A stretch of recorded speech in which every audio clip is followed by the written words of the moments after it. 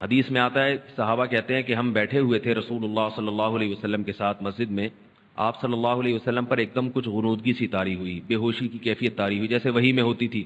تو اس کے بعد جب آپ صلی اللہ علیہ وسلم بالکل بیدار ہوئے ہیں، نارمل حالت میں آپ صلی اللہ علیہ وسلم آئے ہیں، تو بڑے خوش تھے، اور آپ صلی اللہ علیہ وسلم نے اس صورت کی تلاوت کی۔ اللہ کے نبی پر جب وحی آتی تھی نا، تو جیسے ہی آپ صلی اللہ علیہ وسلم ہوش کی حالت میں آتے تھے تو فوراً ان آیتوں کی تلاوت شروع کر دیا کرتے تھے تاکہ میں بھول نہ جاؤں۔ تو آپ نے فوراً بسم اللہ الرحمن الرحیم پڑھا، اور انا اعطیناک الکوثر فصلی لربک وانحر ان شانئک هو الابتر، یہ آیتیں نازل ہوئیں اور آپ نے فوراً ان آیتوں کی تلاوت شروع کر دی۔ جب یہ شروع ہوئی تو صحابہ نے پوچھا یہ کوثر کیا چیز ہے؟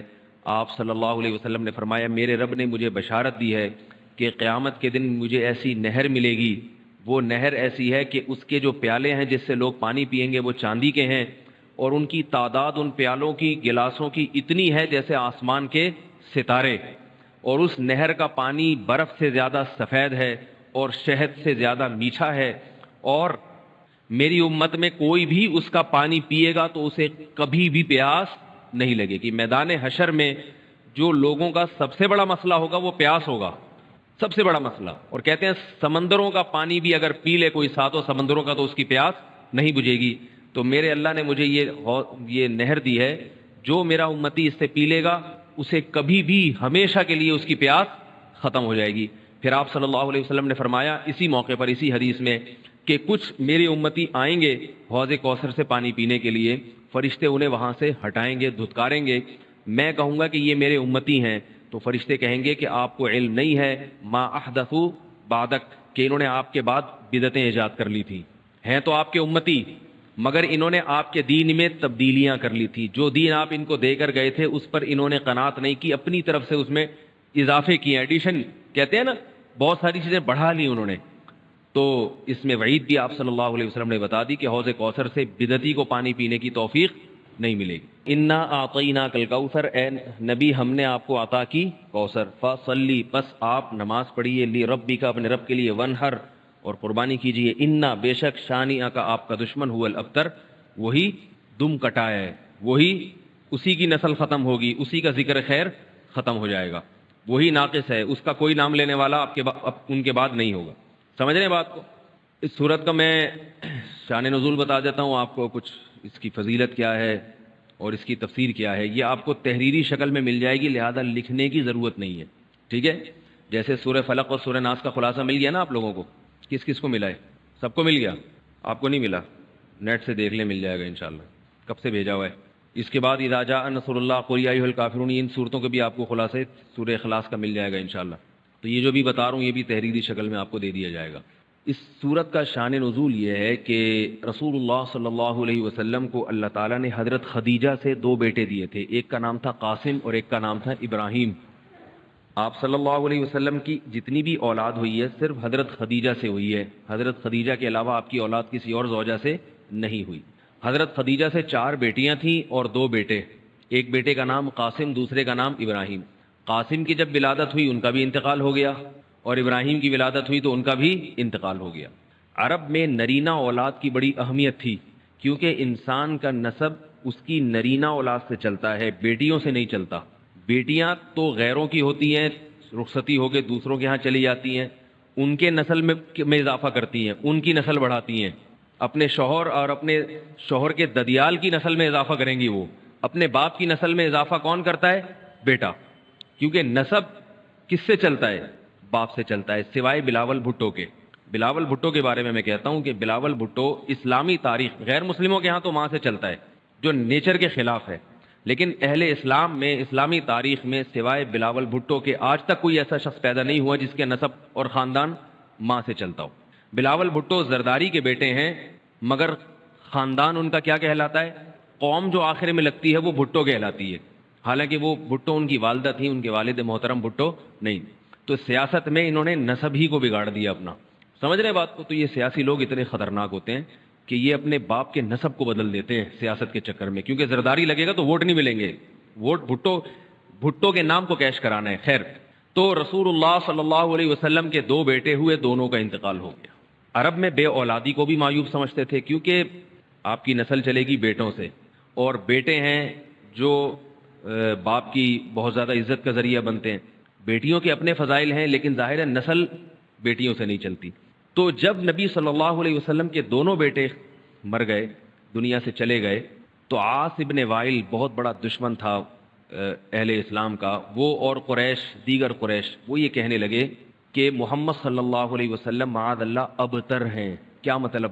ان کی نسل ختم, اور ان کا نام لینے والا ان کے بعد دنیا میں کوئی نہیں ہوگا, کیونکہ بیٹے ہی نہیں ہیں تو یاد کون رکھے گا؟ اولاد ہی نہیں ہے, باپ دادا کے نام کون لے گا؟ اولاد تو ہے ہی نہیں, بیٹیاں ہیں.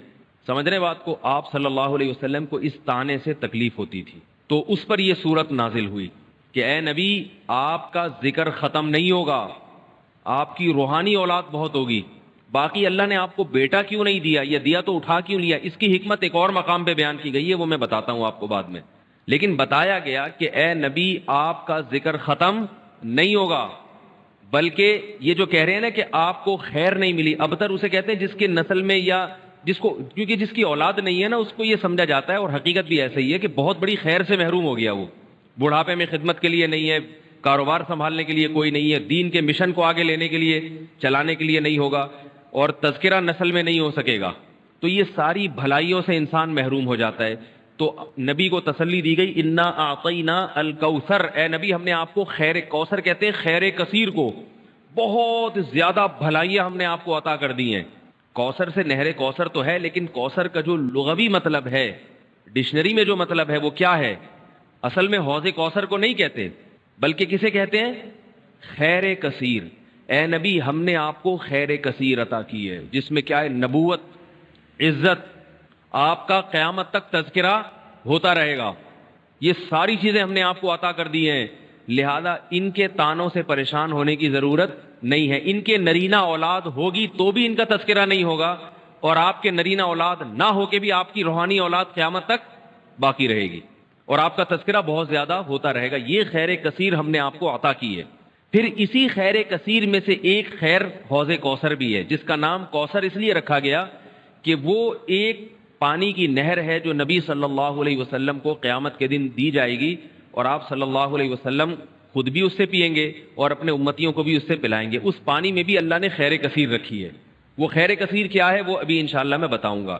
تو اس کا مصداق یعنی یہ آیت منطبق ہوتی ہے حوض کوثر پر بھی, ٹھیک ہے. تو یہ تو اس کا شان نزول ہے کہ اللہ نے بتا دیا کہ یہ جو آپ پر طنز اور طعنے کر رہے ہیں یہ لوگ ہیں جن کی نسل ہے ختم ہونے والی, ان کا نام لینے والا کوئی بھی نہیں ہوگا. بڑے بڑے سرداروں کے نام تو لیا جاتا ہے ان کا آج, لیکن اچھے جذبے سے نہیں لیا جاتا ان کا نام, برائی کے طور پہ لیا جاتا ہے. دو باتوں کا حکم دیا, یا ایہا الذین آمنوا اتقوا اللہ, اے ایمان والو اللہ سے ڈرو, وَلْتَنْظُرْ نَفْسٌ مَا قَدَّمَتْ لِغَدْ, ہر شخص یہ دیکھے کہ وہ کل کے لیے کیا کر رہا ہے.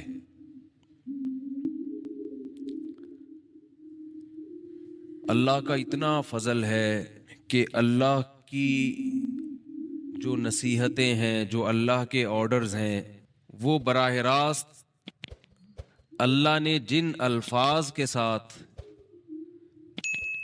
اپنے بندوں سے خطاب کیا ہے بالکل بعینہ ہی وہی کلام ہمارے پاس الحمدللہ محفوظ ہے.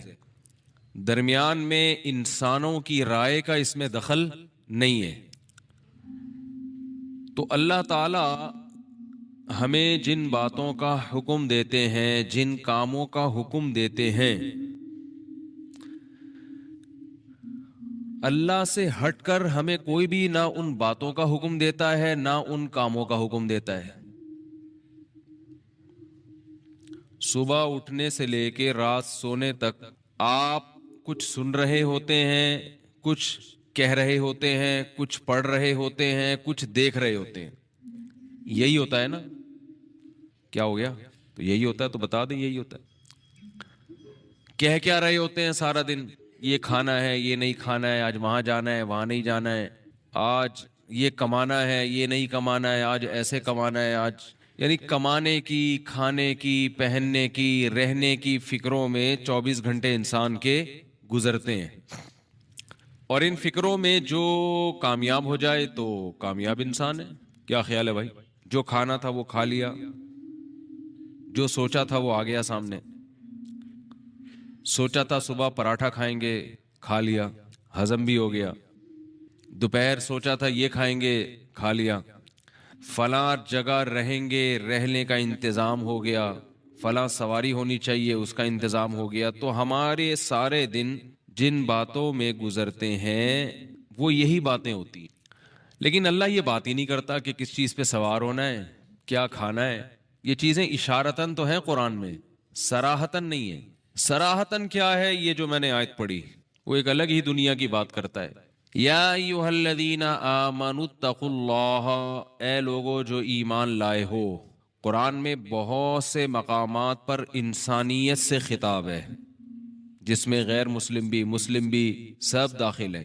بہت سے مقامات پہ خطاب ہے قرآن میں صرف ان لوگوں سے جو قرآن کو اللہ کی کتاب مان چکے ہیں. تو اللہ انہیں بھی حکم دیتا ہے اتقوا اللہ، اللہ سے ڈرو. اب آپ مجھے بتاؤ، یہ حکم فزکس کی کتابوں میں آپ نے دیکھا؟ بولے نا یار کیا ہو گیا. ڈان میں پڑھا آپ نے؟ اخبار پڑھتے ہیں نا روزانہ. جنگ اخبار میں دیکھا کبھی کہ آج کی پہلی تازہ موٹی سرخی کہ سب لوگوں کو چاہیے کہ اللہ سے ڈریں اور سوچیں کل کے لیے کیا کر رہے ہیں. اخبار میں ایڈ آتا ہے کہ روپیہ بچائیے کل کام آئے گا. یہ کل سے ان کی مراد یہ ہوتی ہے کہ جو واقعی ہفتے کو یا اتوار کو یا پیر کو کام آئے گا پیسہ، یہ اگلے سال 2022 میں کام آ جائے گا. یہ خبریں تو آتی ہیں. بیمہ پالیسی والے بتاتے ہیں کہ کل کے لیے آپ کیا کر رہے ہیں. انشورنس کمپنیاں بتاتی ہیں کہ سارا ابھی کھا جاؤ گے، کل کے لیے کچھ نہیں چھوڑا آپ نے. تو آئیے ہماری پالیسی کا ممبر بنیے اور بنیے پتہ کسے کہتے ہیں؟ جو 54-58 کا حساب رکھتا ہے. تو آپ کو حادثہ ہوا نہیں ہے لیکن آپ 54-58 بھی بچا کے جو کھا سکتے تھے وہ ہمیں دیں تاکہ کل حادثہ ہو جائے تو آپ کے کام آئے، نہیں ہو تو ہم پی گئے. وہ یہی تو جوا ہے، یہی تو سٹا ہے، تبھی تو انشورنس حرام ہے. تو آپ ہمیں یعنی بنیے آپ، یہ بنیے کا کام ہے نا. توکل بالکل بھی نہیں ہوتا اس میں. روپیہ بچانا ہے نا کل کے لیے تو اس کے اور بہت سارے اچھے طریقے ہیں جس میں بچے گا بھی زیادہ، اور حادثہ نہیں ہو تو بھی آپ کا فائدہ، حادثہ ہو تو بھی آپ کا فائدہ. خیر یہ ٹاپک نہیں ہے ابھی انشورنس کو چھیڑنا. تو اخباروں میں اشتہار آتا ہے روپیہ بچائیے کل کام آئے گا، لیکن اس سے پہلے اللہ سے ڈرو یہ نہیں لکھا ہوا ہوتا، یہ لکھا ہوا نہیں ہوتا. قرآن کہہ رہا ہے اے ایمان والو اللہ سے ڈرو، اور تم میں سے ہر شخص یہ دیکھے کہ وہ کل کے لیے کیا کر رہا ہے، کل کے لیے کیا تیاری کر رہا ہے.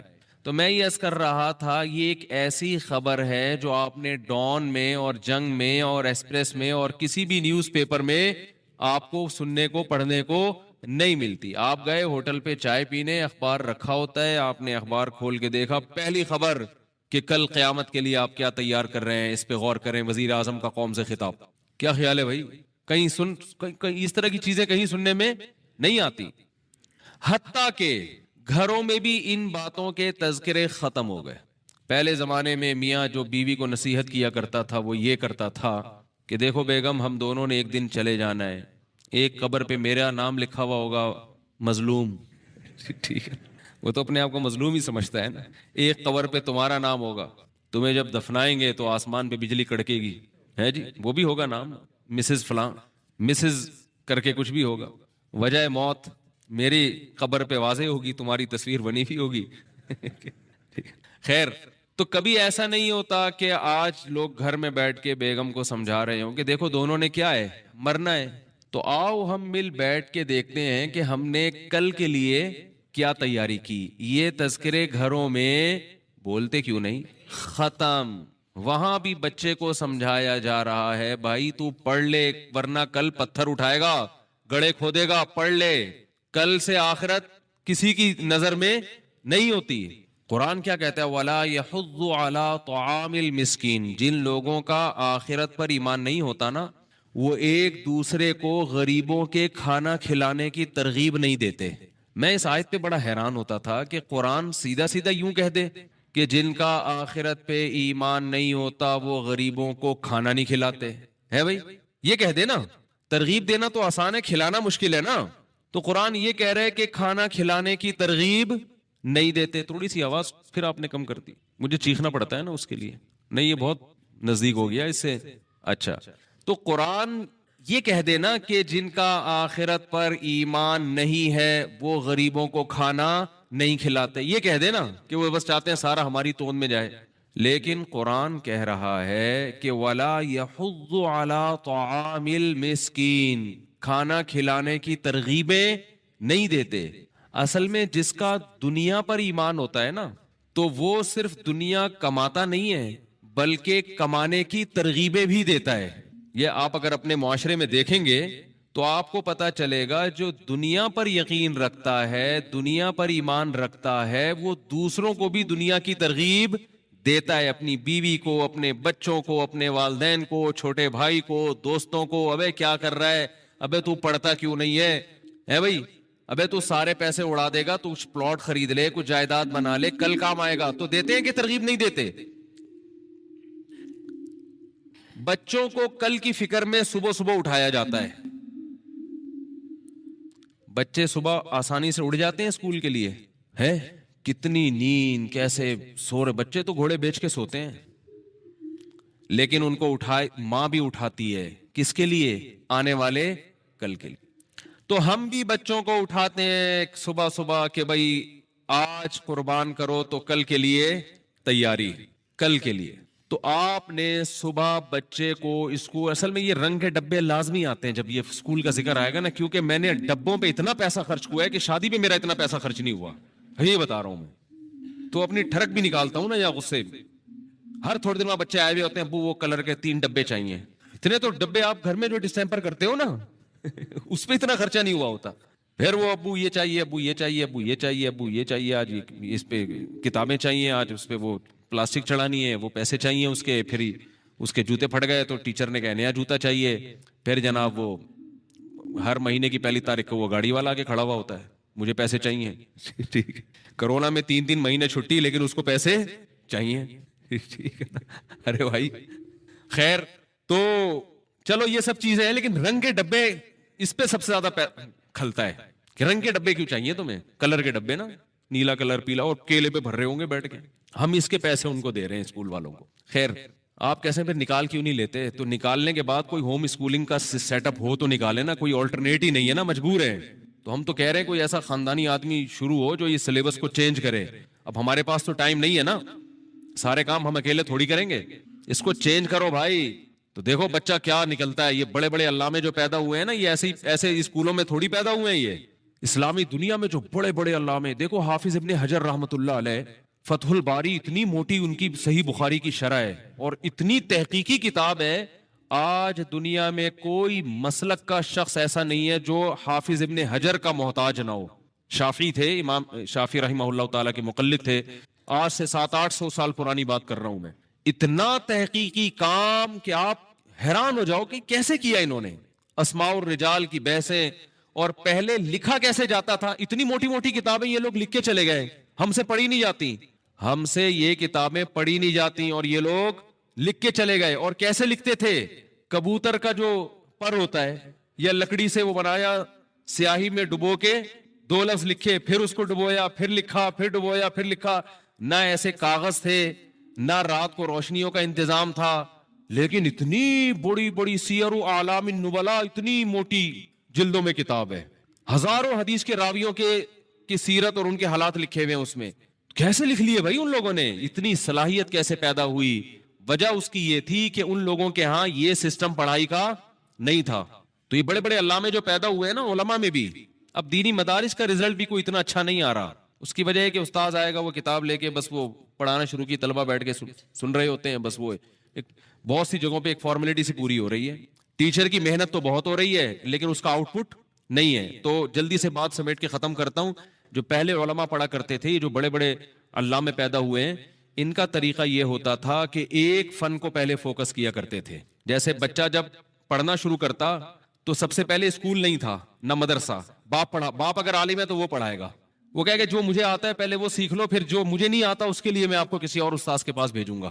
تو اس میں سب سے پہلے ان کو عربی گرامر سکھائی جاتی تھی, صرف اور نحو. اس کے علاوہ کوئی دوسری کتاب نہیں تھی, تاکہ بچہ صرف ایک ہی فن کو فوکس کرے. پھر اس کے بعد عربی ادب پڑھایا جاتا تھا، عربی ادب میں مہارت ہوتی تھی، پھر اس کے بعد ان کو حدیث پڑھائی جاتی تھی، بنیادی کتاب، اور تفسیر بھی پڑھائی جاتی تھی، پھر اس کے بعد فقہ کی طرف آتے تھے، پھر جب فقہ کی کتابیں چل رہی ہیں تو صرف فقہ، فقہی مسائل